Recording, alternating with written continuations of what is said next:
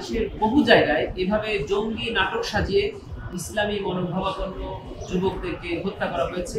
বিভিন্ন স্থান থেকে ইসলামী মনোভাবাপন্ন কিছু যুবকদেরকে বেআইনিভাবে আটক করে এই বাড়িতে রাখা হয়। অতঃপর জানানো হয় যে এই বাড়িতে কিছু জঙ্গি অবস্থান করছে। এরপর এই বাড়িতে একটা রেড দিয়ে তৎকালীন আইন শৃঙ্খলা বাহিনী তাদের ঊর্ধ্বতন কর্তৃপক্ষের আদেশে বাড়িতে হামলা করে এবং সরাসরি গুলি করে এই ভবনের পক্ষে থাকা ইসলামী মনোভাবাপন্ন যুবকদেরকে হত্যা করে। সেই ঘটনায় সেদিন 9 জন যুবককে হত্যা করে। এরকম একটি অভিযোগ তদন্ত সংস্থা এসেছে। তদন্ত সংস্থা তদন্তের ভিত্তিতে প্রাথমিক সত্যতা পেয়েছে। শুধু এই জায়গায় নয়, বাংলাদেশের বহু জায়গায় এভাবে জঙ্গি নাটক সাজিয়ে ইসলামী মনোভাবাপন্ন যুবকদেরকে হত্যা করা হয়েছে।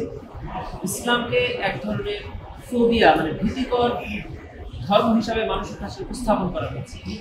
আপনারা জানেন, তখন এই ঘটনা যখন ঘটেছে তখন আমাদের সন্তানরা, আমাদের ভাইয়েরা হঠাৎ করে যদি নামাজ পড়তো, তাদের ঘরে যদি ইসলামী বই পাওয়া যেত, তখন মানুষ এই ইসলামী বইদেরকে জঙ্গি বই হিসাবে ট্রিট করা হয়।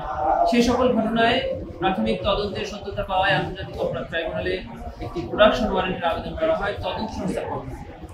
সেই আবেদনের প্রেক্ষিতে AKM শহীদুল হক তৎকালীন আইজিপি, তৎকালীন ডিএমপি কমিশনার আসাদুজ্জামান এবং তৎকালীন এসি জসিমউদ্দিন মোল্লা, এই তিনজনকে আজকে ট্রাইব্যুনালে হাজির করা হয়েছে। আজকে ট্রাইব্যুনালে তদন্ত প্রতিবেদন দাখিলের দিন ধার্য ছিল। তদন্ত সংস্থার পক্ষ থেকে 2 মাস সময় চাওয়া হয়েছে।